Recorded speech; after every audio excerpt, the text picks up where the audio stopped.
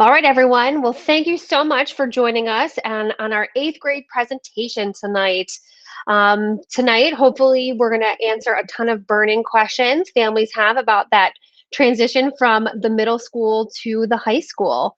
So I just want to take a minute and just introduce you to the counseling staff that we have on the meet today. I myself, my name is Kristen Heidi. I am one of the school counselors at the high school. So as you can see on my slide here, I have students that have the last names A through K, and my contact information, phone number, and email address are also listed there. Mr. Tim Kelly, he takes care of the other half of the alphabet. He's given a good wave. Hopefully everyone can see a smiling face. Hello, He's everyone. got L through Z, and you'll see his contact information as well there. And hopefully most of you know Mr. B. You want to take it over there, Mr. B? Sure, yeah, I have all the alphabet, so.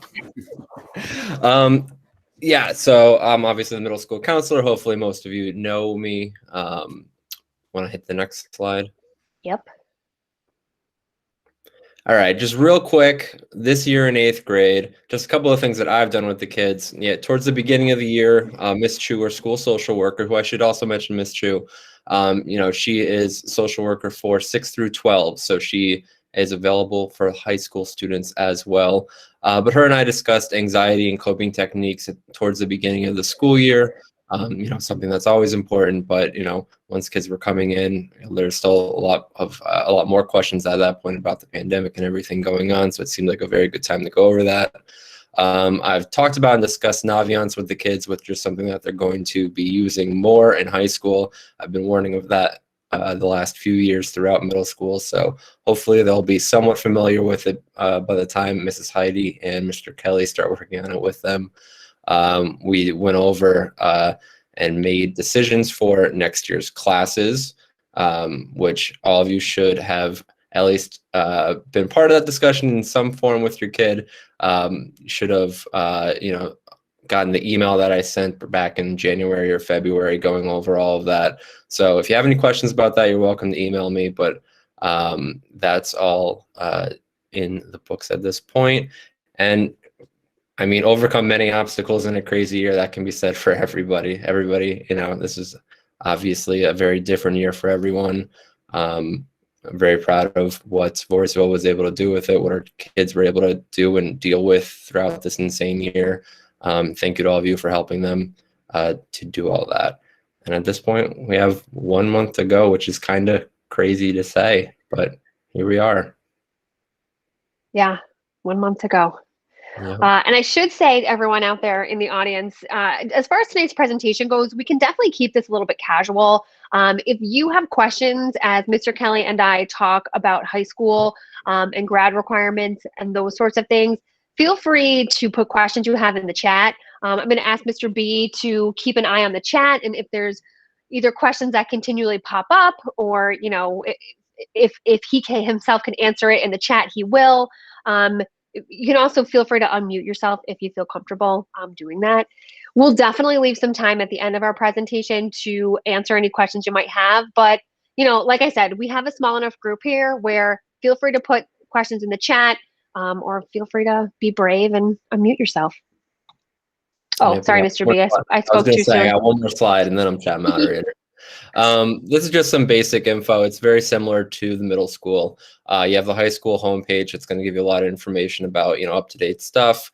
Definitely check out the headlines there from time to time to know what's going on. Same as middle school. If you ever have an attendance issue, if your student's coming in late, you're picking them up early, whatever it is, they're going to be absent for the day, email attendance, hsms@voorheesville.org. That's going to usually be Made a Champion. She's wonderful. She's been dealing with a lot with the attendance stuff this year, so please go easy on her if you ever have an email for her. We also have SNNs, which are going to be phased out, I keep hearing. So that there might be a new system come fall, but as of right now, I'm going to still say SNNs because I don't really know anything else quite yet. Just be aware. I don't know what that'll look like yet, but that's what I'm hearing. Google Classroom, it's going to continue to be a thing. You're definitely going to want to be in on those Guardian summaries. I've had many, I don't know about you, Mrs. Heidi and Mr. Kelly. I've had many parents reach out to me about some issues with Google Classroom and Guardian summaries throughout the year. But for me, it's always pretty simple in that you just remove people and then add them back in, and usually they'll always get them back. So that's been a pretty easy fix. But as far as we know, Google Classroom is still going to be used next year, so that you're going to want to be in on Classroom just like this year. Definitely.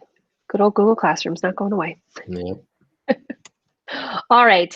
So as far as what us high school folks are going to talk about, I'm definitely going to spend some time talking about the high school's graduation requirements, and talking about course options and, maybe a typical trajectory of what kids may take in certain subject areas.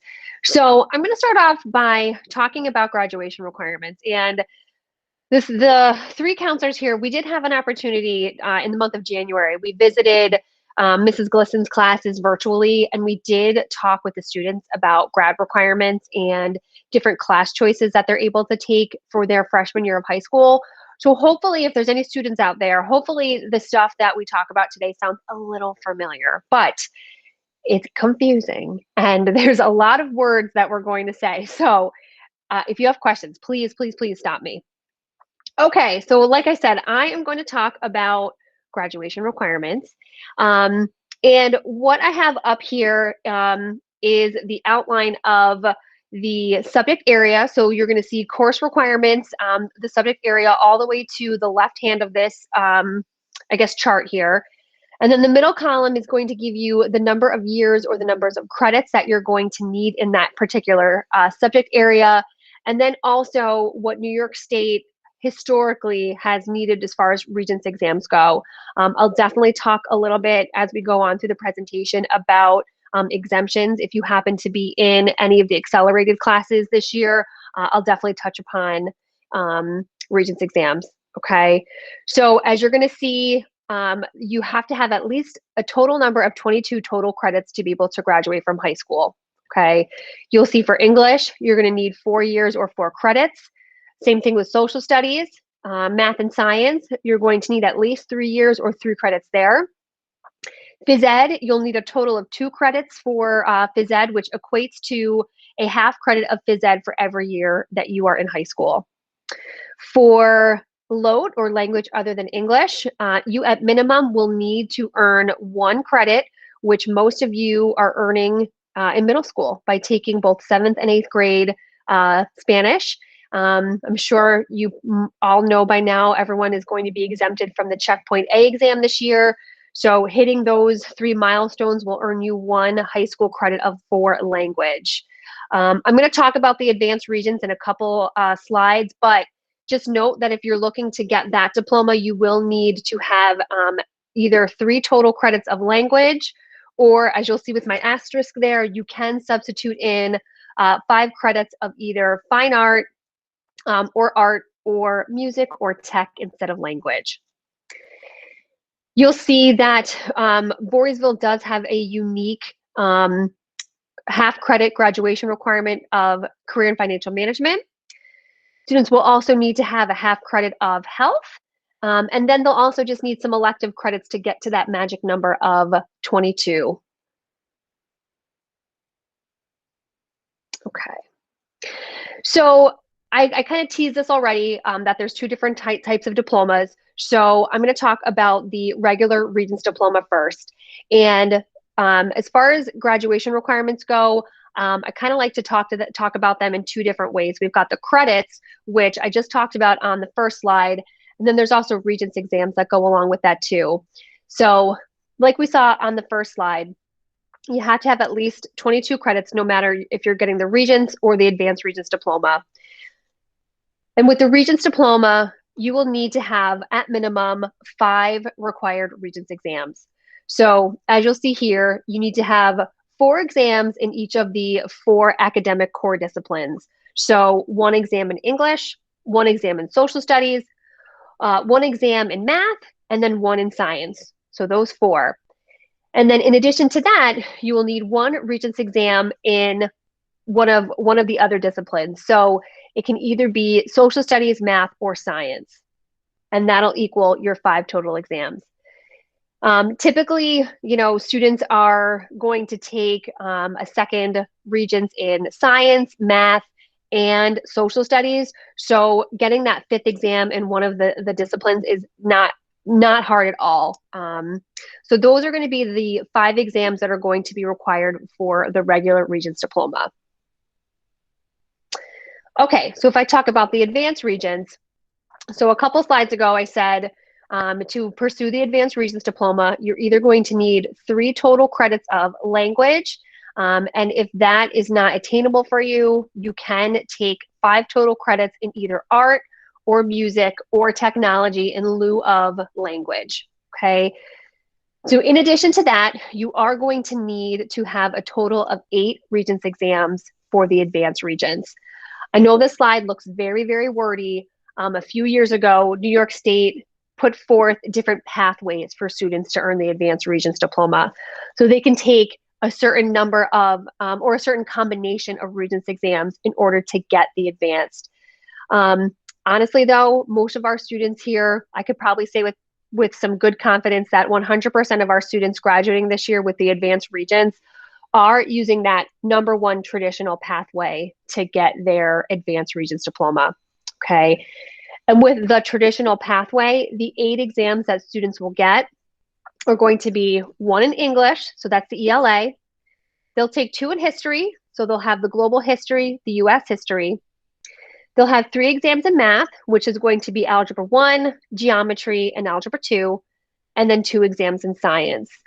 At the high school, we do have 4 different science classes that do culminate in a Regents exam. So we have Earth Science, Bio, Chem, and Physics.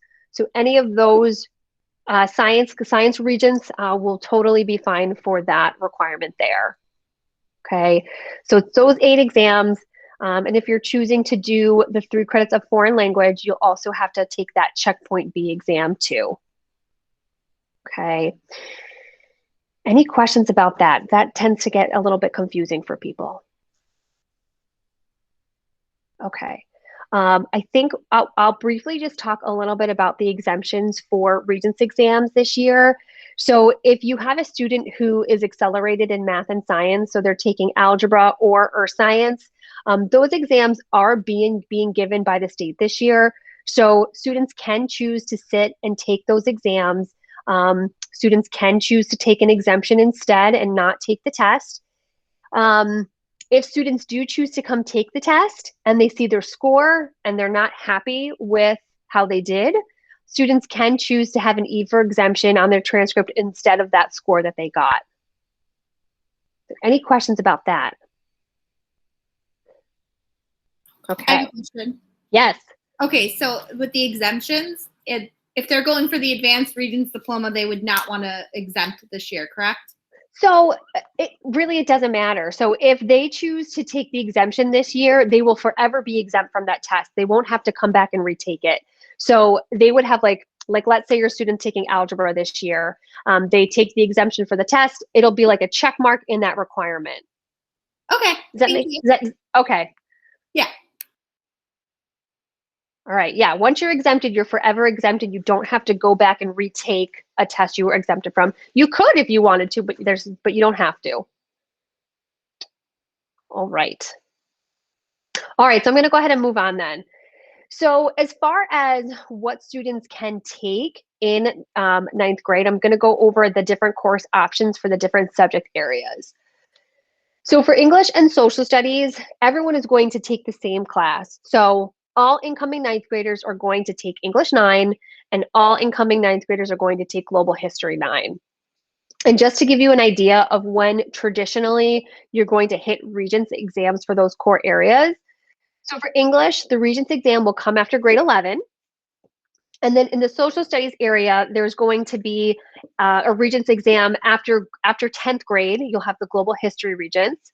And then in 11th grade, when you take US history, there'll also be an exam after US history. Okay, math and science, it gets a little bit more complicated. So for math, if your student is currently in Math 8, then your teacher recommended you for whatever level algebra is appropriate for you. So we have Algebra 1A, we have Basic Algebra, and Algebra 1. So the 1A and the basic algebra, that is going to be a curriculum that takes the algebra and stretches it over 2 years. So you would take part 1 in 9th grade, part 2 in 10th grade, and then take that Algebra Regents at the end of 10th grade. If you're recommended for Algebra 1, that's taking algebra traditionally just over 1 year, and then you would take the exam at the end of algebra, so at the end of 9th grade. If your student is currently in algebra right now, they would be either recommended for geometry or honors geometry. And both of those classes will culminate in a Regents exam at the conclusion of the geometry class. And then for science, if you are in Science 8, you are going to go on to Earth Science for next year. And that will also have a lab with it, and it will have a Regents at the end of that course. And if your student is already in Earth Science, then they would go on to Bio next year, and that, of course, would have a lab with it, and then also a Regents exam at the end of that course. As far as language goes, if your student is currently in Spanish 8 and they're choosing to go on, they would go on to Spanish 2 for next year. We already talked about that the Checkpoint A exam, students are going to be exempted from that this year. And then at the end of Spanish 3, which would come after 10th grade, there would be another cumulative test called the Checkpoint B exam, and passing that is necessary for that component of the Advanced Regents Diploma. As far as phys ed goes, I'm still, and Mr. Kelly, you may be able to confirm this, I'm still under the impression we're going to be able to offer both phys ed sports and wellness next year. That's what we're hoping to do, yes. Okay, so due to COVID this year at the high school, we did have everything be phys ed wellness, just so we could maintain social distancing. And phys ed wellness is just a little bit more non-competitive phys ed. So, you know, not a lot of team sports. So that's why this year we went with wellness for all. So yes, we're hoping to offer 2 choices next year, phys ed sports, where it is your more traditional competitive phys ed class, whereas wellness is a little bit more, you know, life skill sports like tennis and badminton, ping pong, yoga, that sort of stuff. I know Mr. B really hit home when he met with the 8th graders this year that we're looking for all incoming 9th graders to have their fine art requirement in their schedule for 9th grade. So the state does require 1 full credit of fine art, and students can earn that credit by taking a half credit of band, half credit of chorus. Music in our lives and studio art are full year, full credit classes, but you do need 1 full credit of fine art to graduate from high school. And then, of course, there are some electives. So we have listed here the other electives that are open to 9th graders. We have some tech classes, the Intro to Engineering Design, Digital Graphics 1 and 2, and Communications. And then there's some art classes, ceramics and sculpture, that are open to 9th graders as well.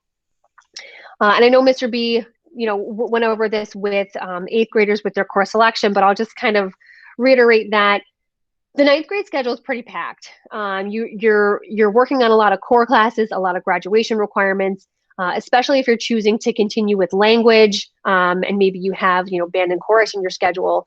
There's not a lot of free space for electives. So just remember that electives are electives, and they're course requests. Just because you picked it and you said, Mr. B, I really want, you know, sculpture in my schedule for 9th grade. If you get your schedule and it doesn't have that elective course that you picked, it usually means it didn't fit in your schedule. Okay. Doesn't mean that you know, can't ask about it, but it's likely answer is going to be it didn't fit. Okay. And here is an example of what a typical 9th grade schedule might look like. So this should look very similar to how your, you know, 8th grade format of your schedule looked. As you all know, or you probably know, the Bell schedule is going to be the same for the high school. So we still have periods 1 through 9. We have A and B days and 4 quarters as well. So this student in particular, they chose to take concert band and music in our lives. So those are their 2 non-core classes in there. Ms. Heidi, did you want to talk about the band and chorus changes? Oh, that's a good point there, Mr. Kelly. So next year, well, I should say traditionally, the band and chorus classes have been divided by grade level. So traditionally, we would have 9th and 10th graders together in both band and chorus, and then 11th and 12th graders together. Next year, those two classes are going to be 9 through 12. Okay, so if you're signing up for band, don't be surprised if you have a big senior sitting next to you. I'm kidding, of course, but just be forewarned that yes, some of your classes as a freshman, you very well could have some upperclassmen in your classes with you. And band and chorus would definitely be one of those opportunities, as well as things like phys ed. You very well may have, 10th, 11th, and 12th graders mix in with you.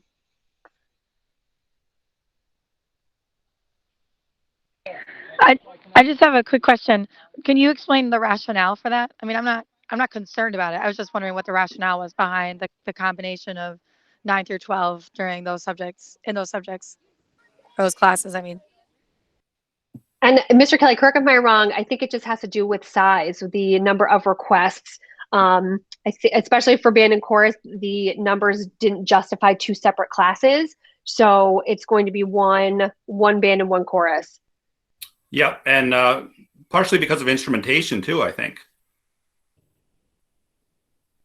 So it goes with partly with COVID protocols.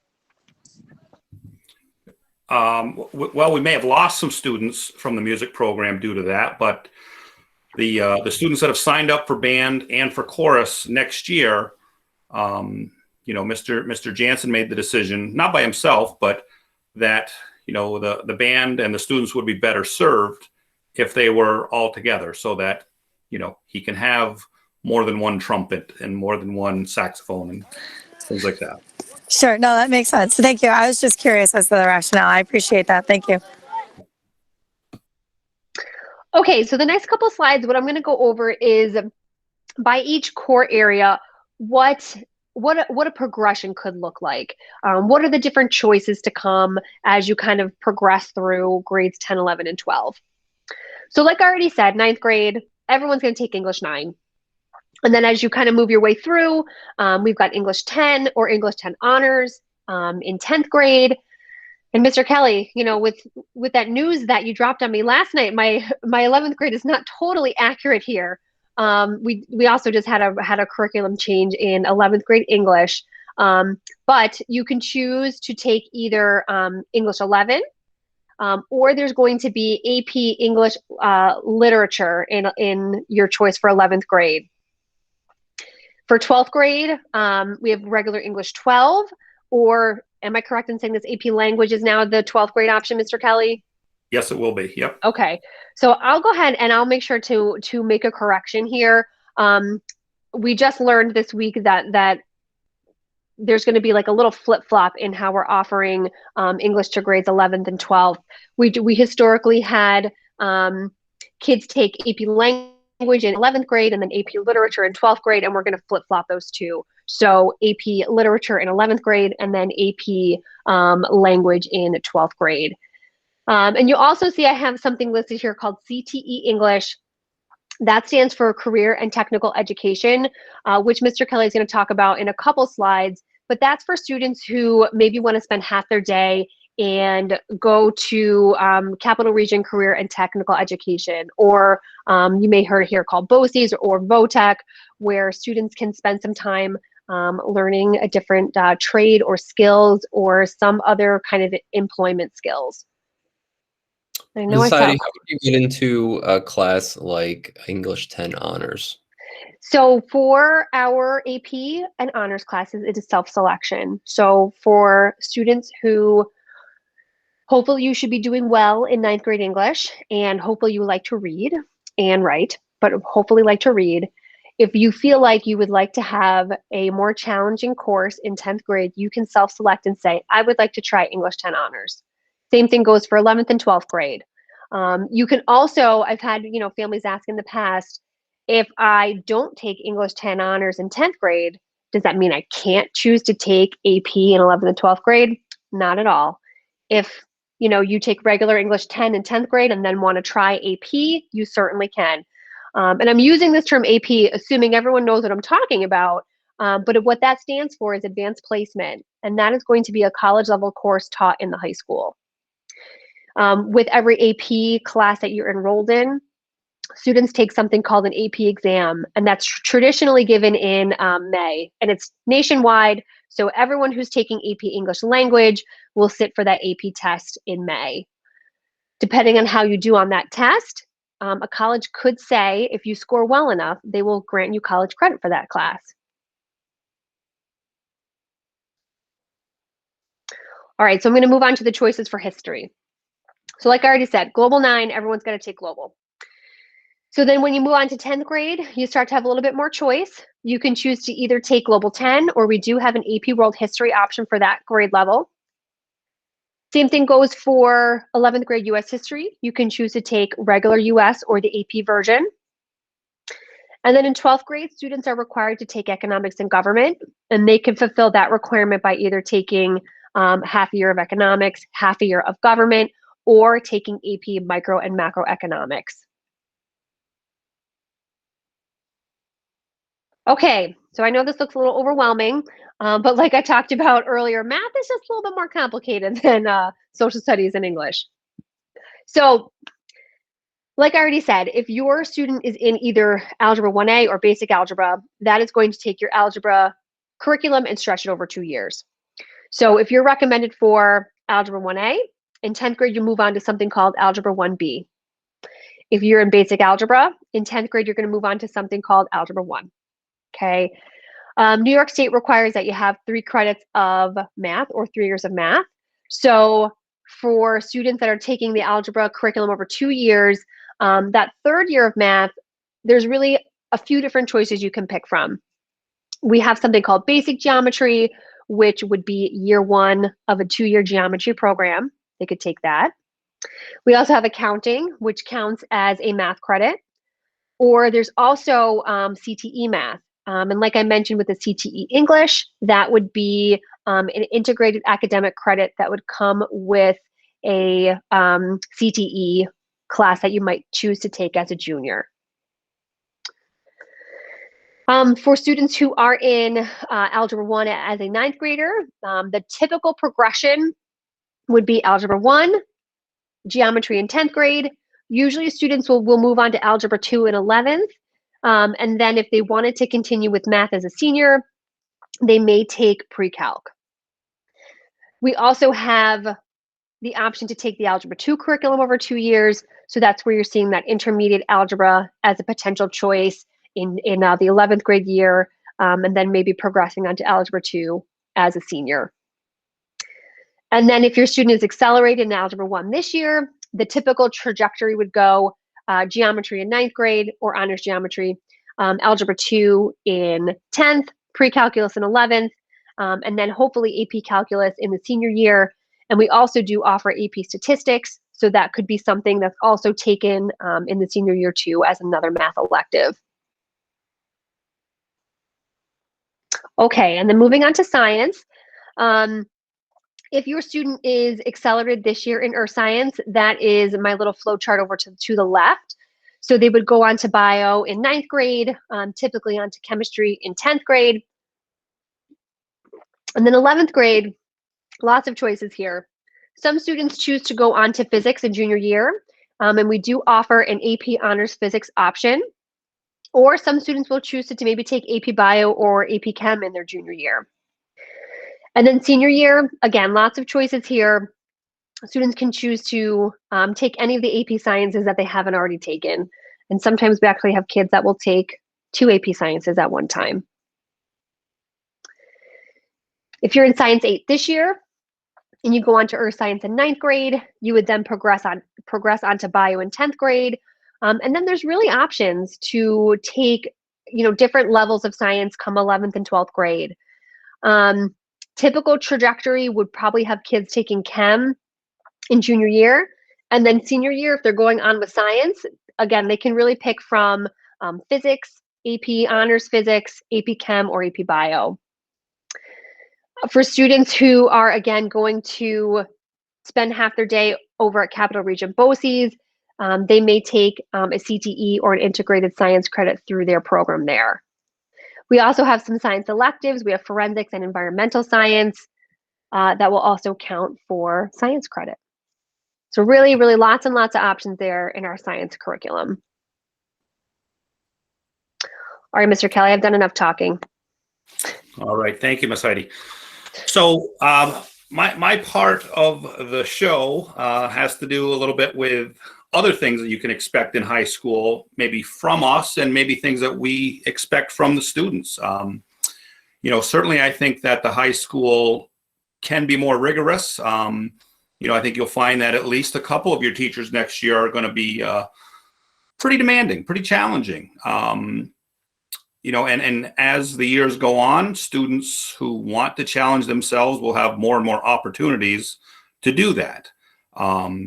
There's also more independence. You know, we expect ninth graders to be a little bit more mature than 10th graders or than 8th graders, I should say. And then each year, you know, we'd like you to be a little bit more responsible and independent. There is still that parent portal. There is still the Google Classroom. And, you know, we've asked the teachers to update the parent portal every 3 weeks. Those of you with older students may remember the 5-week progress report. We've done away with that, and we now have the portal updated every 3 weeks. We still have the report cards every 10 weeks. So, you know, teachers do take time to update their numbers, their grade books, and you know, students and parents have access to that, and we would hope that everybody's keeping an eye on everyone. Post-high school planning, those are some things that Miss Heidi and I will be doing with each student. We have 8th grade night. Last night, we actually just had 9th and 10th grade night. So I know a couple of you were here, and you're watching this show 2 days in a row almost. So we do try to get information out there. We have junior nights, we have senior nights, we have individual family conferences with each and every junior. I know Miss Heidi and I are constantly checking our emails and sending emails. So, you know, we're easy to get a hold of. We do try to push out a lot of information, sometimes through nighttime programs, certainly sometimes just through one-on-one interactions. There is a lot of opportunities for career and for college exploration, really at any time. We'll talk a little bit about Naviance and one way you can do that. SAT and ACT information. This is all stuff that you hear about when you're thinking ahead to college. And you know, for those of you who went to college, you're remembering back taking the SAT and ACT. Those tests are still around. They're still fairly popular, despite what you hear. You know, a lot of popular from colleges. No one likes those tests, but colleges do use them still. We offer practice exams for both the SAT and the ACT. We offer that to 10th and 11th graders, and we do that at Voorheesville High School. The real SAT and the real ACT isn't something you have to worry about taking until probably middle of 11th grade. Okay, and we'll talk more about that many times between now and then. The NCAA, that's the National Collegiate Athletic Association. So, you know, a lot of 8th graders are probably, when they think ahead, would like to be professional athletes. You know, I was one of those. I think Miss Heidi was one of those as well. Mr. B, I'm not sure. Professional athlete at one point, was that a hope? No, rock star.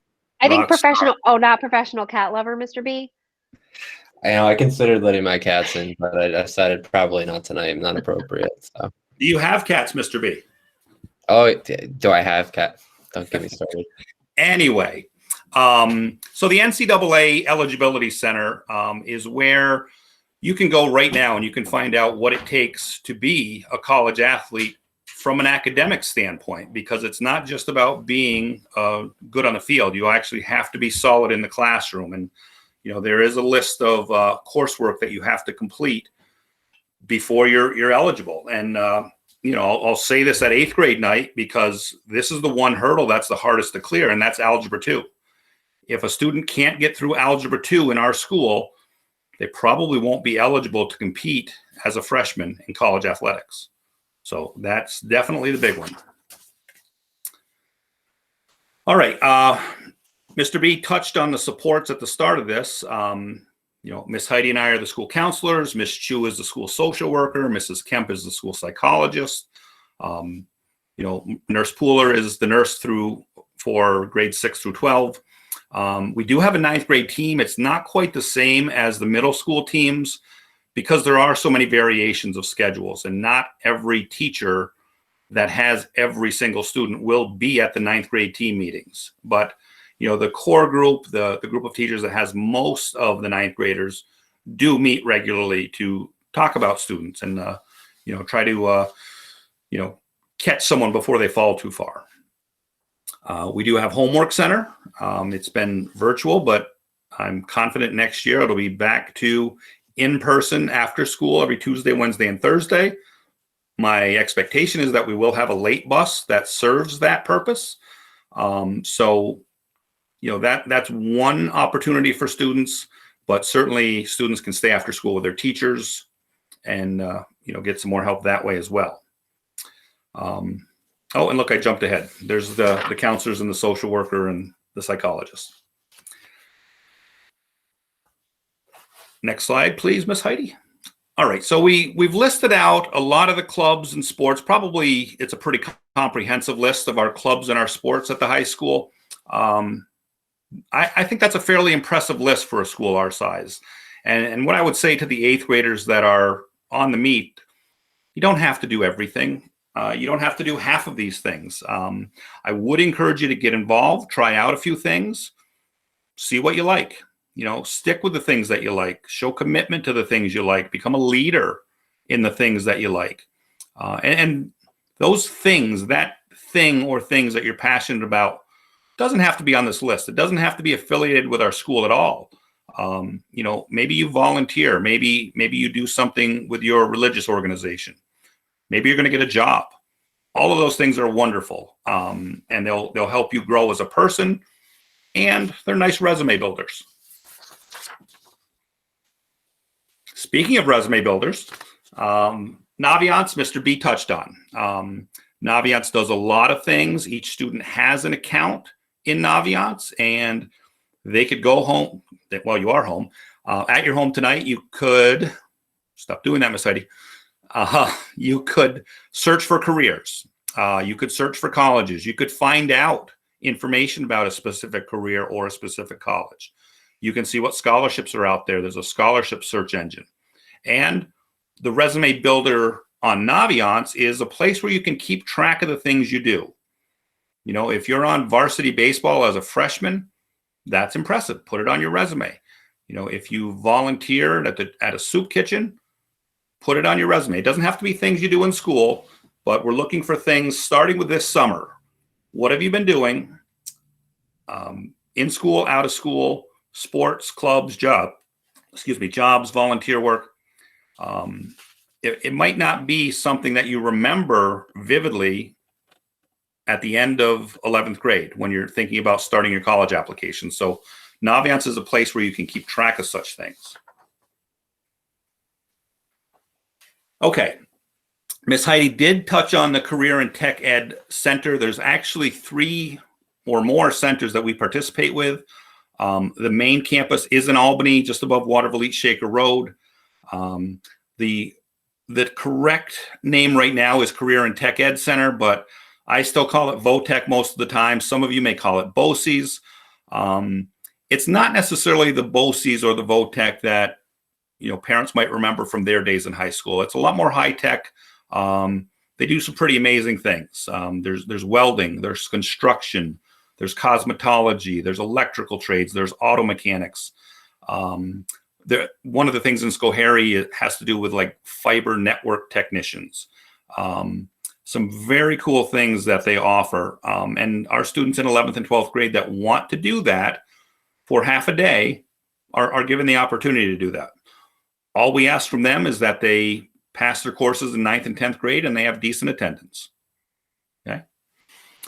New Visions. New Visions is another opportunity that we've had seniors participate in. We haven't in a couple years, but there are New Visions programs in law, in medicine. There used to be one in media. I'm not sure if there still is. But if that's still around, that's something that could be a unique opportunity for a couple of our seniors. Miss Heidi and I haven't had the opportunity to run any career cafes this year, but in the past, we've invited professionals to come and have lunch with maybe a dozen or a dozen and a half of our interested students. So, you know, if somebody wanted to, if one of our high school students wanted to be a lawyer, if that's what they tell Miss Heidi, I want to be a lawyer. You know, if we have 10, 12 kids that say that, we'll get a lawyer in and we'll have a career cafe on law, and we'll let the students have lunch with these lawyers and ask them questions and learn more about the profession. So we're hoping, and I'm thinking that we will be reinstating that next school year.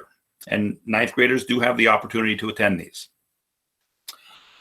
Military recruiters, they come to every high school. They come to our high school. We have a very good relationship with them.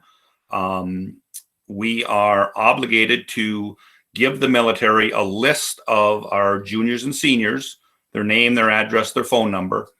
You can opt out of that list, but not yet. You'll have to wait until probably the summer between 10th and 11th grade. You could opt out, but you will get a reminder about that as well. But the recruiters are around, they're available. They're housed, most of them, at Colony Mall if you wanted information about the military.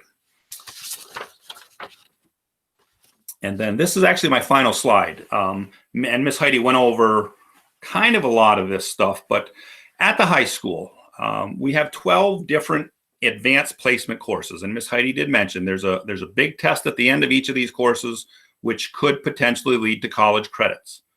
We have 13 currently college in the high school courses. Again, you can get college credits in high school. So our top students typically enter college as college sophomores because they have so many credits already. That's a very achievable goal for a lot of kids.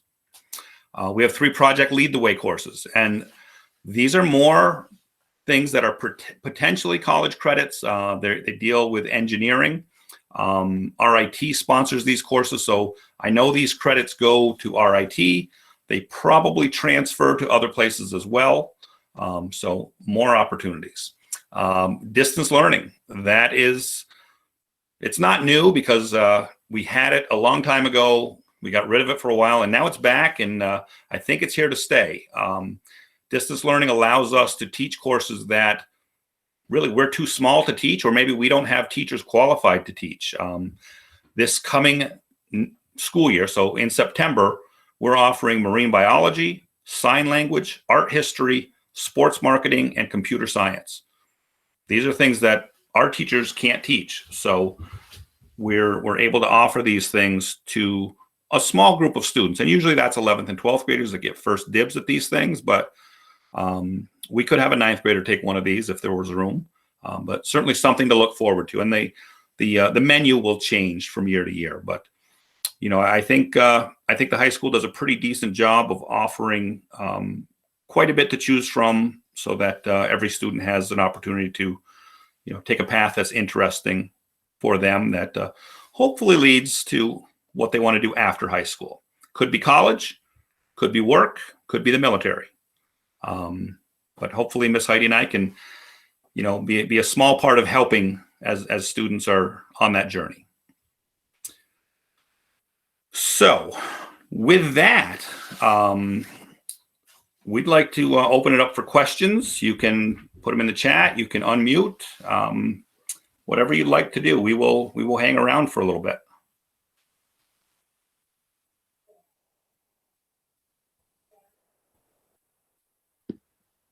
Great job. Thanks, Mr. B. I see a lot of familiar last names here. I know there are a lot of younger siblings coming into the high school. So you veteran parents, maybe you have questions that the new parents don't even think about. Thank you.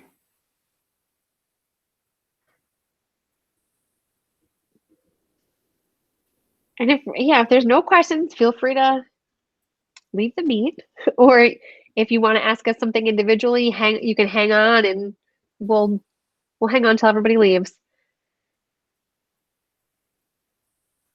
Oh, good question. So when will students receive their schedules for the fall? So that'll come over the summertime. We usually aim for about mid or early to mid-August. I'll also just say quick, we aim for that time, but if regulations come in late that require us to change things, that might push it a couple weeks. Excellent kinda point, what Mr. I B. hear. Yeah.